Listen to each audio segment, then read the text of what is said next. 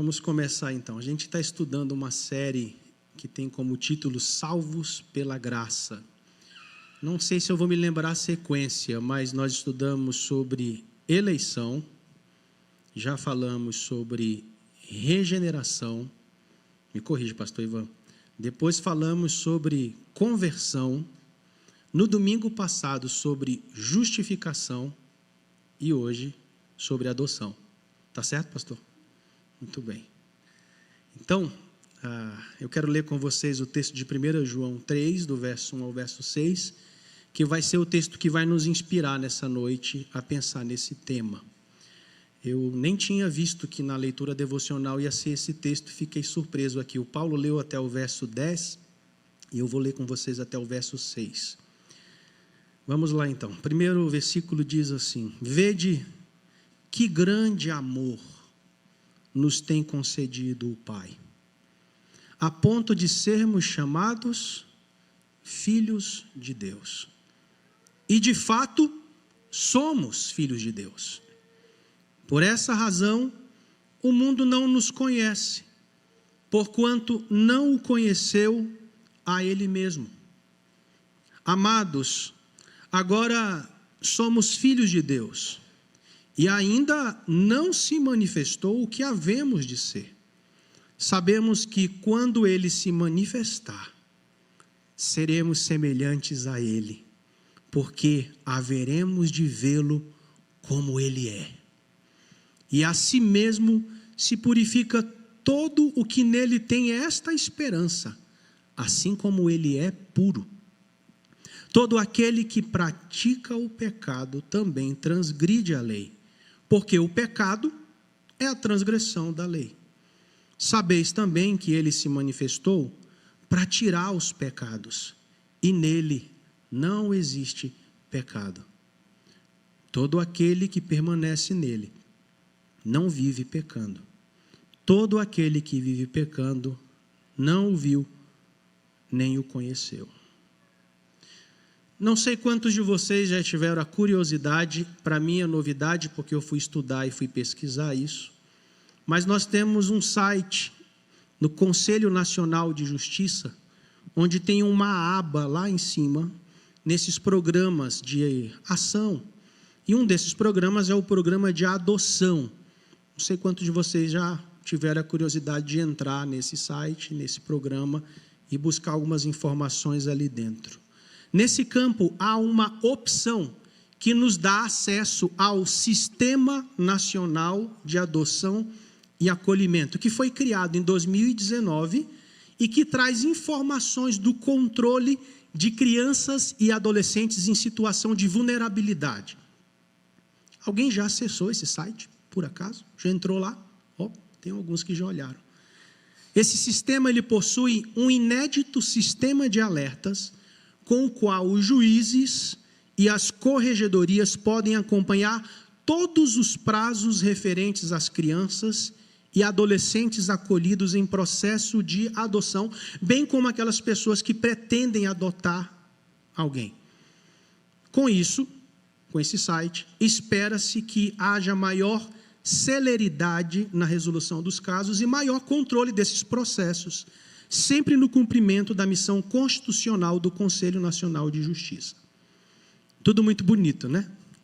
A questão é que quando a gente fala de adoção, existe a expectativa quanto à adoção e existe a realidade quanto à adoção.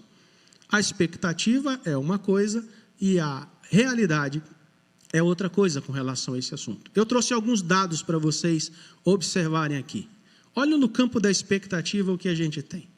Na expectativa, 91% dos pais que procuram adotar uma criança só aceitam crianças até 6 anos de idade.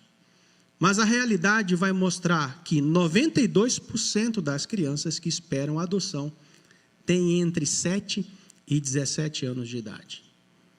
Na expectativa, 68% dos pais que procuram adotar uma criança procuram crianças que não têm irmãos.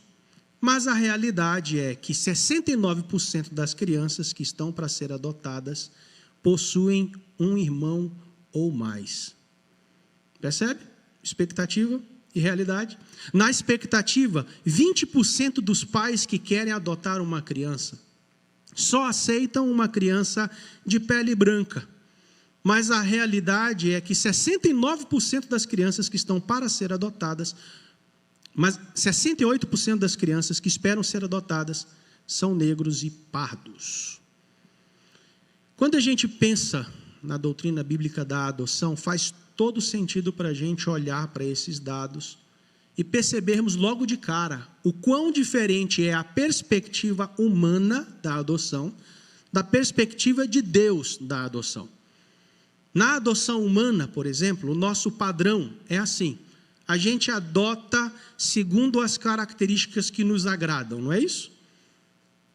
Quem vai adotar uma criança, por exemplo, precisa participar de um cadastro no Conselho Nacional de Justiça, e lá ele precisa colocar as variadas características da criança que ele pretende adotar, como cor dos olhos, cor da pele, a condição sociocultural, se tem irmãos ou não, e por aí vai. Agora, da perspectiva de Deus, isso é maravilhoso. Nós vemos de cara que Deus não adota pessoas levando em conta as suas características. Isso precisa nos afetar profundamente. Não só na nossa identidade como adotados por Deus, mas no nosso propósito de vida, visando pensar na adoção como a nossa missão também. Na perspectiva de Deus, Deus não adota pessoas levando em conta as características.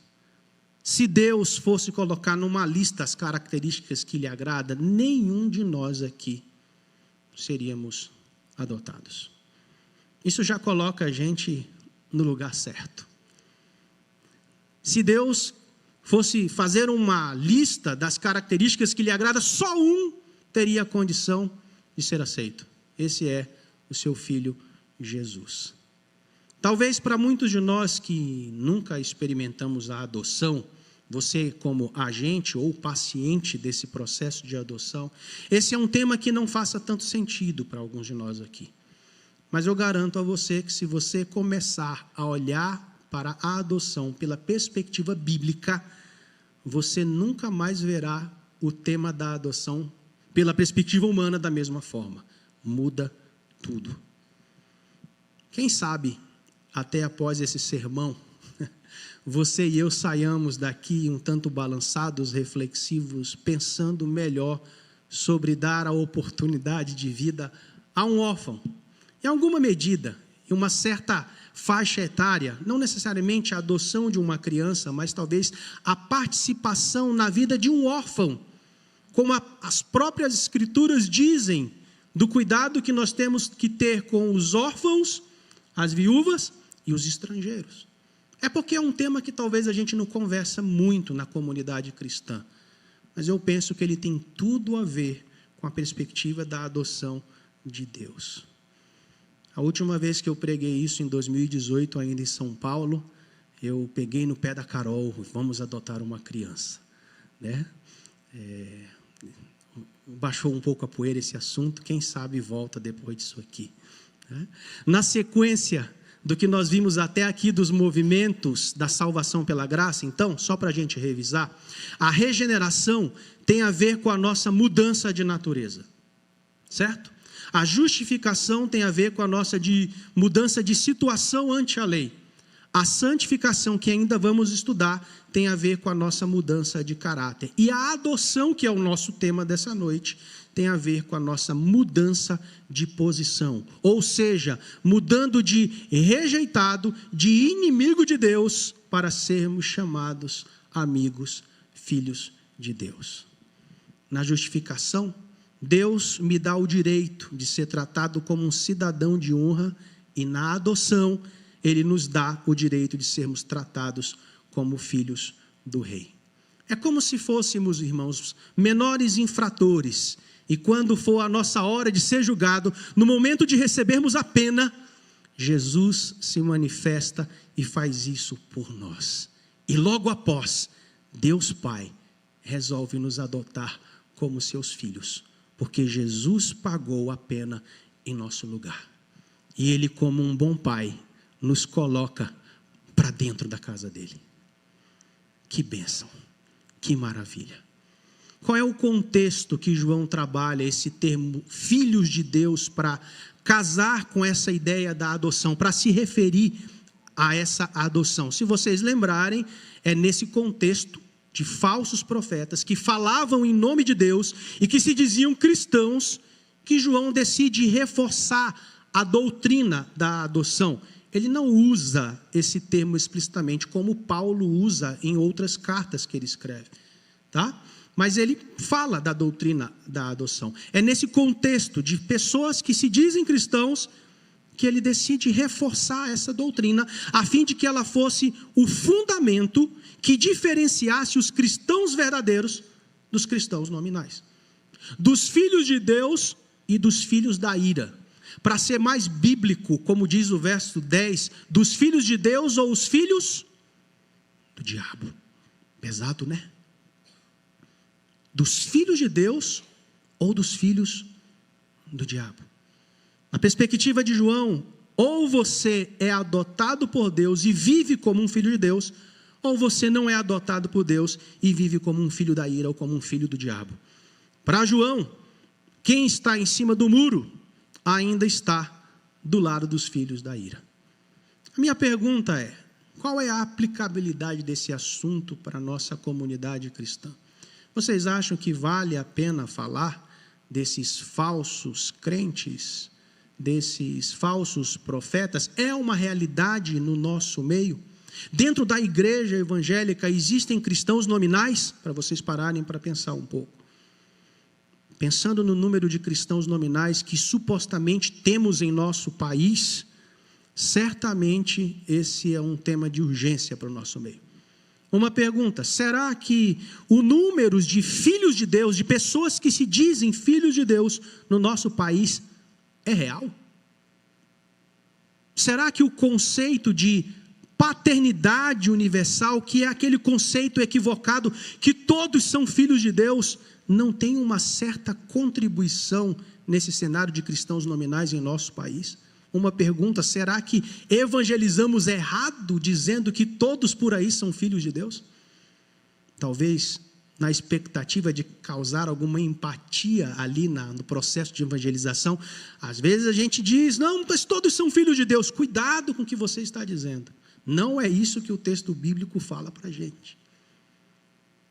Pastor Augusto Nicodemos, no seu livro Que Estão Fazendo com a Igreja, escrito ainda em 2002, tem mais ou menos 23 anos que ele escreveu isso, já apontando para frente.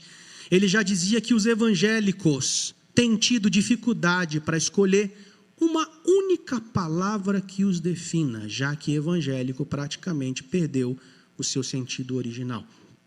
Ele afirma que quando, para nos identificarmos, precisamos quase que pedir licença para tecer longas explicações e depois de lançar mão de 3 ou 4 atributos, isto é sinal de que a coisa está realmente feia. Já se viu assim? Quando você vai apresentar Jesus para alguém, mas você tem que dizer: não, mas eu não sou desse movimento, não, eu não sou desse movimento. A gente parece que gasta mais tempo explicando que tipo de cristão nós somos do que a própria evangelização em si. Quais são as implicações, então, da doutrina da adoção para a nossa vida? Primeira, está no texto. A adoção, ela implica em um ato de amor do Pai. Quando João diz para a gente, no verso 1, vede que grande amor nos tem concedido o Pai, a ponto de sermos chamados filhos de Deus. Este amor fascinava tanto João, que essa expressão, vede que grande amor, no original significava literalmente a ideia de que país é esse amor. É como se João dissesse: vejam esse amor, é um amor muito diferente do amor terreno, e é verdade. Quando nós olhamos para a nossa miserabilidade, para a nossa depravação natural, quando nós olhamos para quem nós éramos antes de Cristo, depois de Cristo, o amor de Cristo ganha uma imensidão diante da nossa vida. É como se ele estivesse dizendo: esse amor não é desse país. Esse amor que decidiu me amar, que decidiu me resgatar das trevas. Esse amor que decidiu escolher um ex-inimigo dele e me colocar à frente dos seus interesses, quando nenhum de nós aqui faríamos isso, é muito grande. É o amor do Pai que chama livre e graciosamente homens pecadores para fazer deles filhos de Deus. Filhos de Deus aqui no original é literalmente a ideia de crianças nascidas de Deus. E é justamente isso que João grita nesse primeiro versículo. Ele diz: Deus nos amou graciosamente, sem ter nada em nós que merecesse o seu amor. Ele nos amou, Ele nos adotou em Cristo Jesus. Glória a Deus por isso. Todos nós nascemos como parte da família física de Adão, e assim colhemos então os resultados do pecado de Adão. Na condição de Adão, herdamos a sua culpa, herdamos uma natureza pecaminosa, ou seja, a tendência de pecar, e herdamos o castigo de Deus. Mas olha que maravilha, irmãos, pela obra de Cristo, nós podemos trocar o julgamento pelo perdão. Pela obra de Cristo, nós podemos trocar o nosso pecado pela justiça de Jesus. Cristo nos oferece a oportunidade de nascer em sua família espiritual, da linhagem que começa com perdão e nos conduz à vida eterna. Que maravilha! Que maravilha! Como filhos de Adão, tínhamos a ira.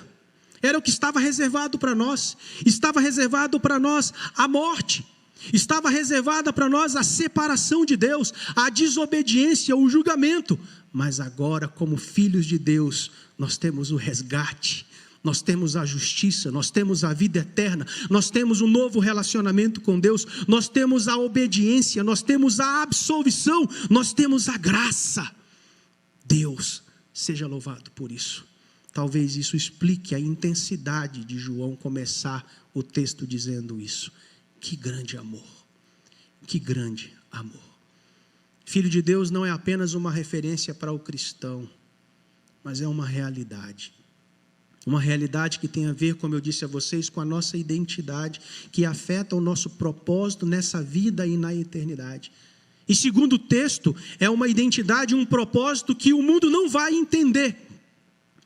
O mundo te entende? Se o mundo te entende, tem algum problema.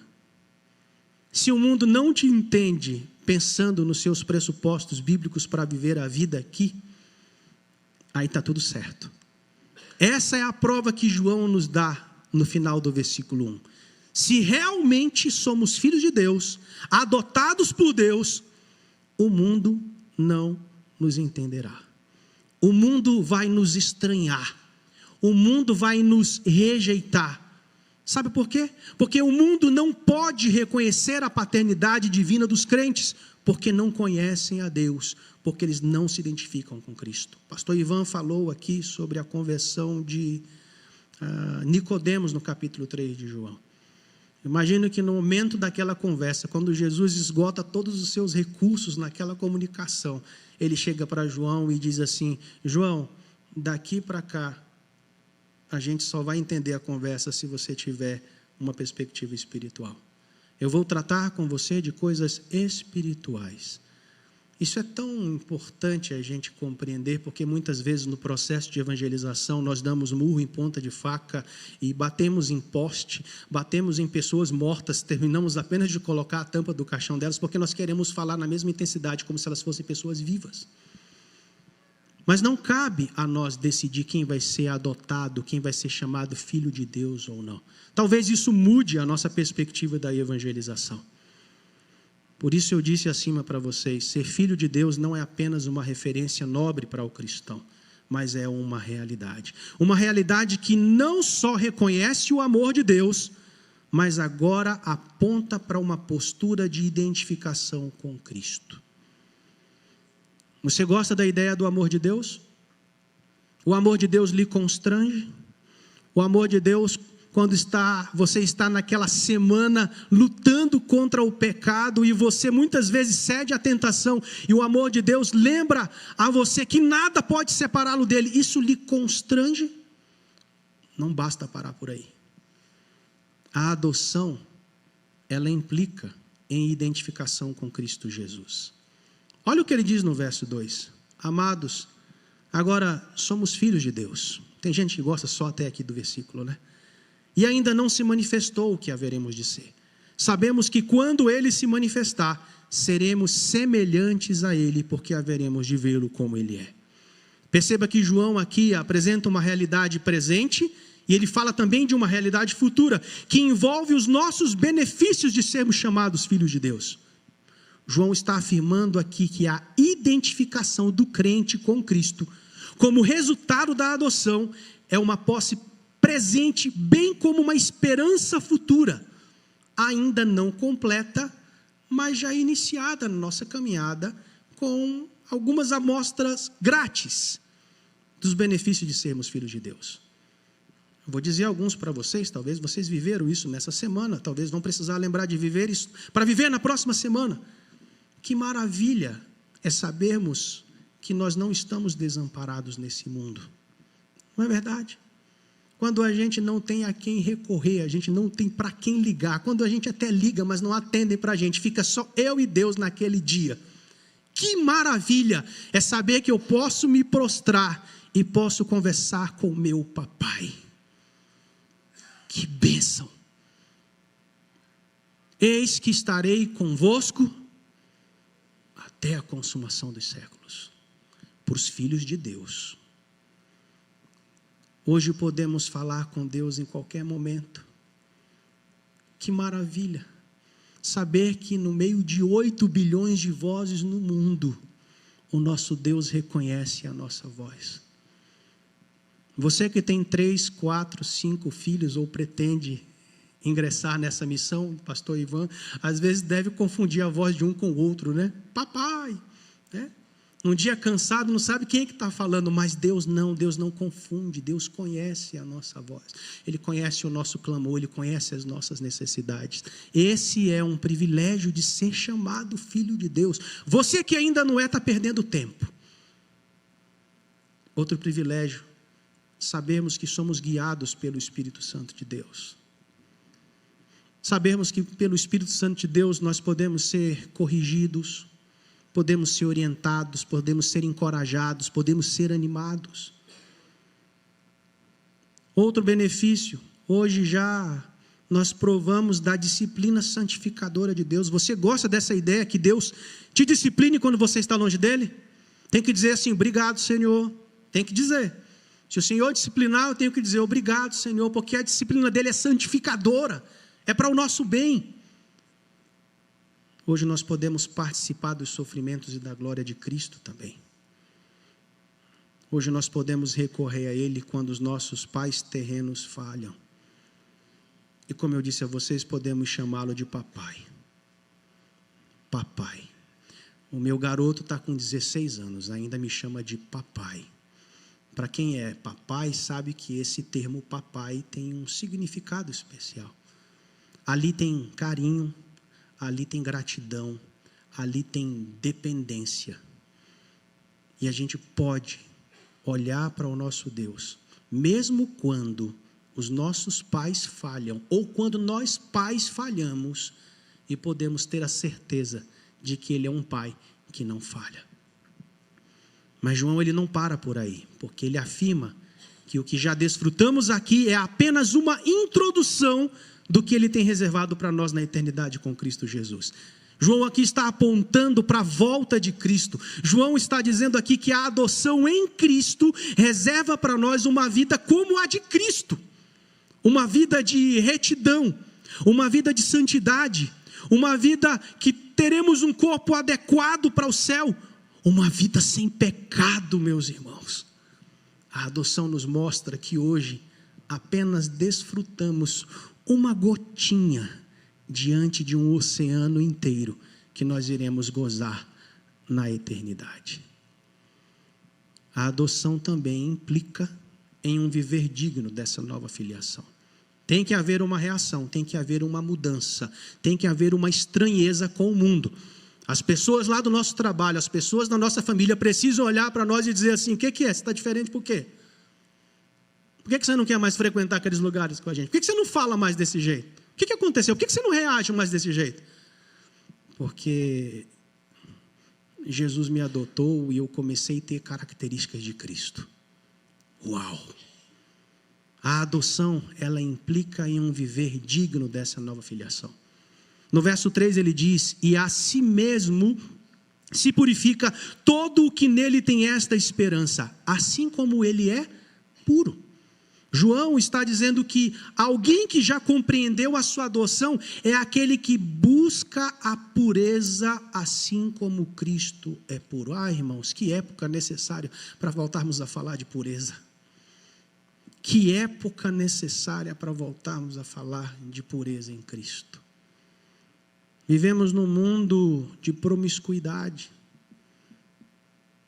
E graças a Deus que nós temos a palavra para nos lembrar que nós precisamos ser puros como Cristo é. Fico me perguntando o que estamos consumindo. Aí você julga por você. O que você consome aqui? O que você consome enquanto lê? O que você consome enquanto escuta? Traz as marcas do caráter de Cristo? Faça essa pergunta. Aquilo que você está absorvendo traz as marcas do caráter de Cristo? Me lembro da época que eu assisti o primeiro Big Brother. Fui naquela onda, sabe? Pá. E a propaganda é uma boa chamada, né? É só uma... Eita, se vocês completarem, ficar preocupado. É só uma espiadinha.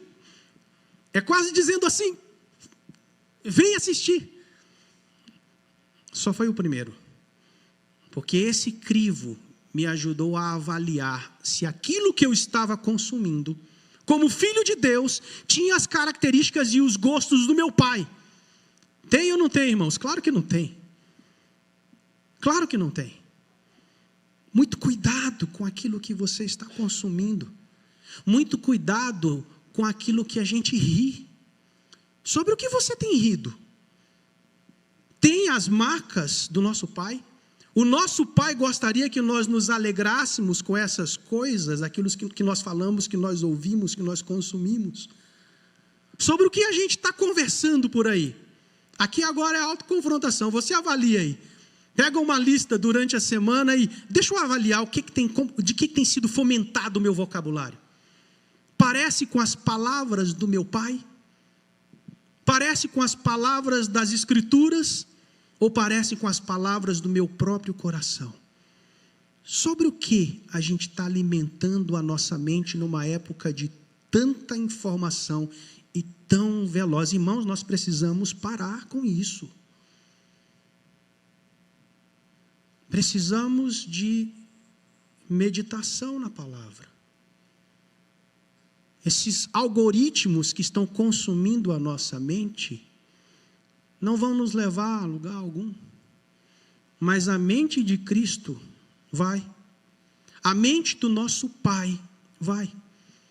Eu vou contar com vergonha isso para vocês, mas eu me lembro quando eu era mais jovem, no início da minha carreira profissional como professor, uma aluna me parou no final da aula, né, e disse assim: professor, o senhor é crente?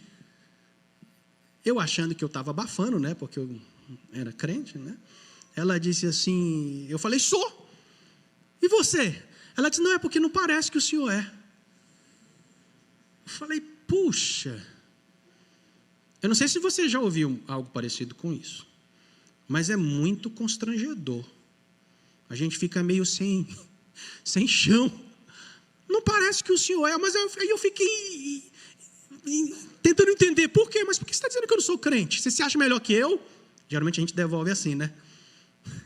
Ela disse, não, professor, é porque o senhor fala como os colegas aqui da sala, o senhor fala palavrão. Eu falei, eu falo palavrão? Fala, professor.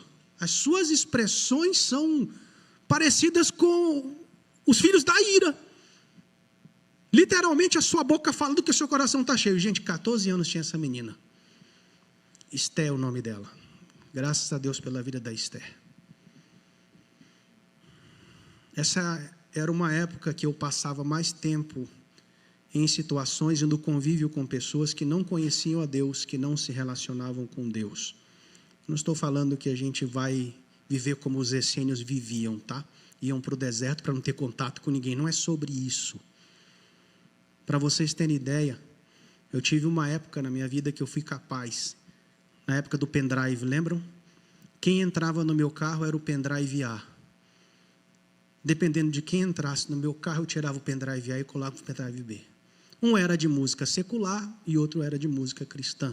Eu ainda não tinha a compreensão que eu tenho hoje sobre esse crivo de música boa e música ruim, tá? Nem toda música cristã é boa, tá bom? Mas só para vocês entenderem como funcionava a minha cabeça. Dizia ser um filho adotado, mas eu tinha vergonha do meu pai. Eu cantava sobre o amor imensurável dele, mas eu banalizava esse amor. Eu me emocionava na época das cantatas de Páscoa com o sofrimento dele, mas eu me divertia com os pecados que levaram o meu Salvador para a cruz. Não fecha a conta. João está levando os seus leitores a pensar que os crentes que realmente nasceram de Deus, que são verdadeiramente adotados, não se casam com o pecado e muito menos ficam indiferentes ao pecado. É isso que ele está dizendo no verso 6. Todo aquele que permanece nele não vive pecando, e muito menos fica... todo aquele que vive pecando não o viu nem o conheceu. Talvez você esteja avaliando a minha situação daí. Talvez explique a oração do Paulo. Conheci um menino. Graça de Deus, viu, Paulo? Graça de Deus, pura graça de Deus. Pura graça de Deus. Fazendo uma análise profunda de você. Quando nós rejeitamos ou negligenciamos a palavra de Deus, que está corrigindo aqui todos os domingos a gente, de manhã e à noite, mas mesmo assim a gente sai abraçado e de mãos dadas com alguns pecados que a gente não quer abandonar, é muito possível que ainda estejamos sob a filiação do diabo e não a filiação de Deus. Eu não posso jogar isso por você. Werner de Boer, um teólogo, diz que não podemos pensar que na igreja estão os filhos de Deus e lá fora no mundo estão os filhos do diabo. João estava presente quando Jesus disse aos judeus devotos e fiéis à lei, com todas as suas realizações religiosas e morais. O que Jesus diz para eles? Vocês são do diabo, que é o vosso pai, e querem satisfazer-lhe os desejos. Aquele que de fato é filho de Deus não trata do pecado como algo normal. O pecado aqui é um acidente. E esse tipo de acidente aqui não acontece todos os dias. Eu e você não podemos normatizar o pecado. Eu e você não podemos trazer o pecado como um apêndice para a nossa vida. Não funciona assim com os filhos de Deus. Tem benefícios, mas também tem responsabilidades. Eu quero terminar refletindo aqui sobre algumas aplicações práticas da importância da doutrina da adoção para nós. A primeira, a doutrina da adoção corrige o nosso conceito de paternidade universal. Como eu lhe disse no começo, cuidado, não diga na sua evangelização que todos são filhos de Deus, mas também vá devagar, não vá chamar o cidadão de filho do diabo no começo, tá bom? Seja sábio, seja piedoso, seja misericordioso, mas chegue no ponto da questão. Isso acontece porque muitas vezes nós confundimos o amor de Deus como criador e sustentador da criação com o amor pelos seus filhos. O primeiro é graça comum, o segundo é graça específica sobre aqueles que confessaram Jesus como Filho de Deus. Quem não confessa Cristo não pode ser chamado de filho de Deus. Quem não vive Cristo não pode ser chamado filho de Deus. No capítulo 2 de Efésios, esses são chamados de filhos da ira, porque não são adotados da família de Deus. 1 João 3,10, o último versículo que o Paulo leu, diz: nisto são manifestos os filhos de Deus e os filhos do diabo. Todo aquele que não pratica justiça não procede de Deus, nem aquele que não ama a seu irmão. Segunda aplicação para nós, a doutrina da adoção nos ajuda a diferenciar o amor divino do amor humano. O amor humano é muitas vezes pautado pelo egoísmo, pelo pensamento de troca. Quando amamos os outros, geralmente na nossa condição nós esperamos retribuição, mas o amor de Deus, graças a Ele, não é assim. Essa percepção do amor de Deus deve nos confortar. É desse tipo de amor que nós precisamos, não só para viver em um mundo de desamor, mas também para autenticar, validar a nossa adoção por meio da nossa identificação com Cristo Jesus. É por isso que João disse: se alguém disser, amo a Deus, e odiar seu irmão, é mentiroso, pois aquele que não ama seu irmão, a quem vê, não pode amar a Deus, a quem não vê. Irmãos, ainda bem que o amor de Deus por nós não depende do nosso desempenho. Se fosse assim, nós todos seríamos, todos os dias, condenados ao inferno. Terceira aplicação: a doutrina da adoção nos ajuda a imitar o nosso Pai em toda a nossa conduta. Um filho adotado que vem com as suas manias e traumas do abandono, agora, uma vez adotado por Cristo, começa a gradativamente produzir uma nova cultura. E que cultura é essa? A cultura do seu pai. A cultura bíblica. A cultura de santidade. Olha o que Agostinho e Tozer falaram sobre esse assunto. O pecado é o motivo de tristeza do nosso Pai. Por isso devemos ser santos, porque a santidade é o motivo da sua alegria. Tozer diz que santos que não são santos é a grande tragédia do cristianismo. Santidade é uma marca registrada de todo aquele que diz ser filho de Deus. A última aplicação é que a doutrina da adoção implica na compreensão agora da profundidade da nossa missão. Essa maravilhosa realidade do Evangelho, ou devo dizer, essa realidade de adoção, de tirar o fôlego, como João começa o texto, muda tudo para sempre, incluindo como nós nos relacionamos com Deus, com os nossos semelhantes e a própria criação como bons mordomos de Deus. Um dos dons de um coração inflamado com o amor adotivo de nosso Deus trino é uma crescente abertura para aqueles que são órfãos neste mundo amaldiçoado e arruinado pelo pecado. Por causa da rebelião de nossos primeiros pais, Adão e Eva, nos encontramos em um mundo que idolatra os fortes e poderosos. Já pararam para pensar nisso? Mas marginaliza os fracos e os impotentes. A boa notícia do Evangelho é que Deus fala de forma análoga a todo cristão, todo aquele que está em Cristo. Se somos adotados por Deus, estamos em Cristo, somos filhos de Deus. Como filhos adotivos de Deus, não apenas temos o privilégio de participar da sua obra, mas também o fazemos fortalecidos no conhecimento do amor de nosso Pai. Irmãos, os órfãos precisam de igrejas cheias de pessoas que diariamente ouvem e ensaiam essa verdade incrível. Quantos órfãos precisam ouvir: em Cristo somos filhos amados de Deus e devemos viver à luz desse fato. Talvez você nunca tenha pensado nisso, mas como igreja, como povo de Deus, por causa do que Deus fez por nós através da adoção, por que não estender o aspecto espiritual da adoção para medidas práticas, como pensar em adotar uma criança e dar a ela também a oportunidade de provar de uma adoção integral, no aspecto espiritual, no aspecto emocional e no aspecto físico? Quem sabe? Deus certamente não chama todos os cristãos para adotar, mas Ele chama a igreja para cuidar dos órfãos. A adoção é uma pequena maneira de cumprir esse chamado, e esse chamado é alimentado pela graça adotiva de Deus para nós. Imagine o impacto que as igrejas teriam sobre a crise dos órfãos se estivessem cheias de pessoas que perseveram fortalecidas no conhecimento do deleite de seu Pai. Apenas imagine. Os órfãos precisam de igrejas que apontem diariamente para o amor também do seu Pai celestial. Amém. Quero orar com você. Obrigado pela tua palavra, Senhor.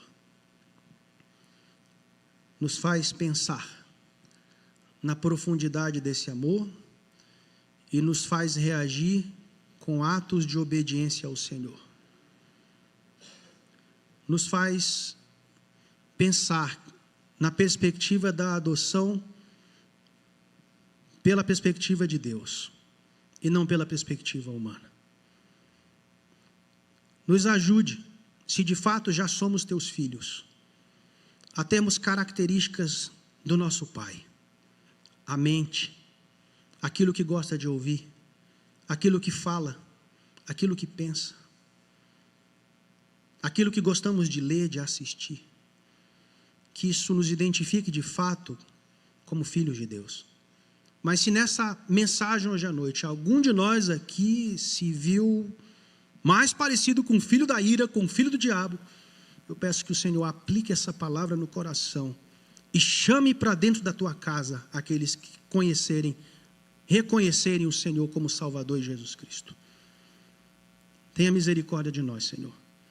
E que nessa semana nós sejamos confundidos como filhos de Deus. No trato com a esposa, no trato com os filhos, dos filhos com os pais, no trato com o chefe no trabalho, no trato com aquelas pessoas extremamente difíceis. Nos ajuda a nos portarmos como filhos de Deus. Essa é a minha oração com o teu povo, em nome de Jesus. Amém.